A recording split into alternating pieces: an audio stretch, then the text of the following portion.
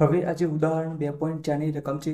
મુક્ત પતન પામતા પદાર્થની ગતિની ચર્ચા કરો અને દ્રવ્યનો અવરોધ અવગણો. તો મુક્ત પતન એટલે આપણે વસ્તુને અહીંયાથી આપણે છોડી દઈએ અને નીચે પડી જાય છે તેને શું કહે છે? મુક્ત પતન કહે છે. તો અહીંયાથી તમે પ્રારંભમાં વસ્તુને કોઈ ઊંચાઈએ h ઊંચાઈએ સુધી પકડી રાખો છો તો એને તારે પ્રારંભિક વેગ શું હોય છે? 0 હોય છે.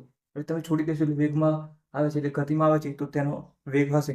મુક્ત પતન કરો ત્યારે એ ગુરુત્વાકર્ષણ બળના નીચે એટલે ગુરુત્વ પ્રયોગથી ગતિ કરતો હોય છે. તો જેનું પ્રયોગનું મૂલ્ય શું હોય છે? એ બરાબર g બરાબર 9.8. તો મુક્ત પતન પદાર્થ કરતો હોય મુક્ત પતન કરતા પદાર્થનો પ્રારંભિક વેગ શું થાય? પ્રારંભિક વેગ 0 હોય. શું હોય? 0. તે પદાર્થ સ્થિર છે. હવે અહીંયા જમીન છે, અહીંયાથી કોઈ પદાર્થ છે એ નીચે પડે છે તો અહીંયા ઊભો હોય વેગ તો અહીંયા શું હોય? પ્રારંભિક વેગ 0 હોય. હવે જે નીચે પડે તો જેનું મૂલ્ય કેટલું હોય? 9.8 મીટર પર સેકન્ડ સ્ક્વેર પ્રવેગથી નીચે પડતો હોય છે. તો હવે અહીંયા જો જમીન તરફ પડે તો આપણે ખબર છે 9.8 પ્લસ લઈશું અને ઉપર તરફ જતો હોય પદાર્થ તો આપણે માઇનસ લઈશું. આ યાદ રાખવાનું છે. હવે આપણે 3 પ્રકાર ગ્રાફ જોઈશું. તો સમય સાથે પ્રવેગ જીનું મૂલ્ય, એમાં આપણે 2 પ્રકારના ગ્રાફ દોરીશું. એક ધન માટે અને એક ઋણ માટે. તો અહીંયા માની લો કે અહીંયા ઋણ માટે દોરીએ છીએ તો સાઈડમાં આપણે ધન માટે પણ દોરીશું. ધન માટે. હવે અહીંયા સમય સાથે આપણે શું કરશું? પ્રવેગ. સમય સાથે પ્રવેગ એટલે ગુરુત્વ પ્રવેગ. હવે અહીંયા ગ્રાફ દોરીએ તો અહીંયાથી આ રીતના ચારે ભાગ પડતા હોય છે. તો અહીંયા ટીનું મૂલ્ય છે, ટીનું મૂલ્ય, અને અહીંયા જે છે એ તમારે શાનું મૂલ્ય આવશે? જીનું મૂલ્ય આવશે. શાનું મૂલ્ય આવશે? જીનું મૂલ્ય. તો અહીંયા 1 2 3 એટલે અહીંયાથી આટલા આવી ગઈ 9.8 મૂલ્ય મળે તો જીનું મૂલ્ય આટલા મળે છે. તો અહીંયા ગુરુત્વ પ્રયોગનું મૂલ્ય તો દરેક ઊંચાઈ માટે સમાન જ હોય છે. તો આ રીતના તમારે લાઈન ડ્રો કરવાની રહેશે. તેવી જ રીતે ઊંચાઈ આપણે નીચે પડતા માટે જોઈએ. અહીંયા -9.8 વાયએક્સ પર જીનું મૂલ્ય આવે છે. વાયએક્સ પર જીનું મૂલ્ય તો અહીંયા 9.8 માઇનસ. હવે ઉપર જતું હોય આ નીચે પડતો હોય એટલે મતલબ કે ધન મૂલ્ય હોય 9.8, જ્યારે ઉપર જતું હોય તો માઇનસ હોય. શું હોય? માઇનસ હોય. તો હવે અહીંયા આ માઇનસ હોય, ઉપર જતો હોય તો નીચે પડતો હોય ત્યારે ધન મૂલ્ય હોય. તો ધન માટે આપણે જોઈએ જીનું મૂલ્ય ધન મળે એના માટે અહીંયા ટીનું મૂલ્ય મળશે અને અહીંયા 9.8 મૂલ્ય મળશે. તો અહીંયા પણ આપણને અચળ જોવા મળશે. હવે બીજો ગ્રાફ જોઈએ. બીજો ગ્રાફ તો હવે સમય સાથે વેગમાં અહીંયા બીજો ગ્રાફ અહીંયા આપણે જોઈએ છીએ. બીજા નંબરનો ગ્રાફ સમય સાથે વેગમાં. હવે અહીંયા શું કરશું? એવી જ રીતે એક ઋણ માટે અને એક ધન માટે. તો હવે આપણે ગ્રાફ દોરીએ અહીંયાથી આ રીતે. આ થઈ ગયું. હવે આપણે વેગ અને સમય, તો અહીંયા વેગની કિંમત આવશે અને અહીંયા સમયની આવશે. પણ આપણે તો જીનું મૂલ્ય જોવાનું છે. શાનું? 9.8 વાળું. તો હવે અહીંયા આપણે કિંમતો મૂકતા જઈએ તો v = v0 + at. તો એ શું થઈ જાય? g થઈ જશે. અહીંયા પ્રારંભિક વેગ તો 0 છે તો v = શું થઈ જાય? gt. આ થઈ ગયું. હવે અહીંયા જીનું મૂલ્ય ખબર છે, એક વખત માઇનસ હોય એક વખત ધન હોય. તો અહીંયા આપણે જો માઇનસની કિંમત લખતા હોય માઇનસ તો અહીંયા -gt કરી દે. અને બીજા માટે તમે જે લખો છો અહીંયા તો અહીંયા v = +gt. આ થઈ ગયું.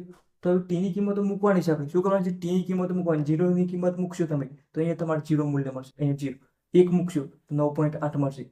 શું મળશે? 9.8. વેગનું મૂલ્ય અહીંયા 1 લખશો તો અહીંયા 9.8 મળશે કે નહીં મળે? અહીંયા વેગનું મૂલ્ય 9.8 અહીંયા આવશે માની લો. હવે 2 મૂકશો 9.8 તો 9 18 ની આજુબાજુ મળશે. અહીંયા 2 મૂકશો તમે તો આ રીતના કિંમતો મળશે. તમે મૂકતા જશો તો તમને વેગ આલેખ આ રીતે જોવા મળશે. તેની કિંમતો તમારે શું કરવાની છે? મૂકતું જવાનું છે. તો તમને ગ્રાફ મળતો રહેશે.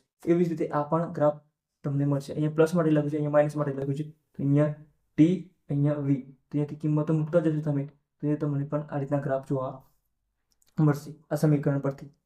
હવે ત્રીજો આલેખ શા માટે છે? ત્રીજો આલેખ સમય સાથે સ્થાનમાં થતો ફેરફાર. સ્થાન અને સમય.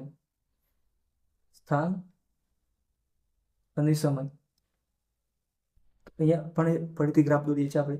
તો તો અહીંયા ગ્રાફ દોરવાનો છે. એક વખત ઋણ માટે કિંમતો દોરીએ છીએ, લખીએ છીએ ટી અને અહીંયા સ્થાન એક્સ.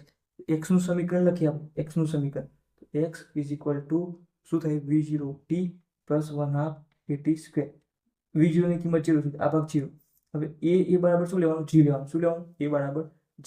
એક વખત માઇનસ લેવાનું, એક વખત ધન લેવાનું. આપણને ખબર છે પદાર્થ નીચે પડતો હોય તો ધન, ઉપર લેતા હોય તો માઇનસ.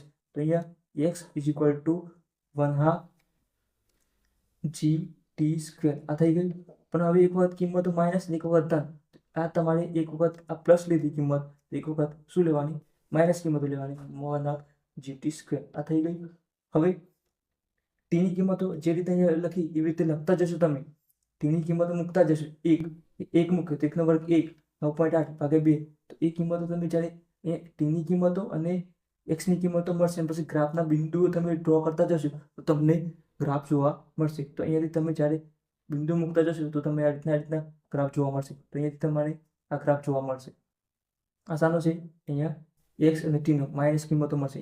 આસાની કિંમતો ઋણ માટેની કિંમતો છે. આ પણ ઋણ માટેની. અહીંયા જે કિંમતો મળશે એ ધન માટેની છે. તો અહીંયા પણ એ રીતના આ ઋણ માટેની છે, આ ઋણ માટેની. તો આ ધન માટેની કિંમત અહીંયા મળશે. અહીંયા તમે ગ્રાફ દોરતા જશો ટીનો અને એક્સનો, તો તમને ફરીથી અહીંયાથી પોઈન્ટ જોવા મળશે. એના રીતના ગ્રાફ જોવા મળશે. તો બસ આટલું જ હતું. એની તમારે ખાલી કિંમતો મૂકવાની છે ટીની, અને જે એક્સની કિંમતો આવે એ તમે પોઈન્ટ મૂકતા જશો તો તમને ગ્રાફ મળી જશે. તો અહીંયા આપણે મુક્ત પતન કરતા હોય પદાર્થ તો શું હોય? પ્રારંભમાં ઊંચી અચૂંચી પદાર્થને પકડી રાખો તો સ્થિર હોય, એટલે પ્રારંભિક વેગ 0. છોડી દો તો તમારે શું થાય? વેગમાં આવે, ગતિમાં આવે. તો એ અંતિમ વેગ તમને કંઈક હશે. પણ પ્રવેગ કેટલો હશે? પૃથ્વીના ગુરુત્વ પ્રવેગ જેટલો હશે, તો 9.8 જેટલો હશે. તો તમારે તેમ જો સમય સાથે પ્રવેગનું મૂલ્ય હોય તો અચળ રહેવાનું છે. પછી અહીંયા સમય સાથે વેગ પણ અચળ રહેવાનો છે. અહીંયા મૂલ્ય સમય સાથે વધતું જશે, અને અહીંયા સ્થાન સાથે સમયનો પ્રવેગ. તો તમારી આ હતું ઉદાહરણ 2.4.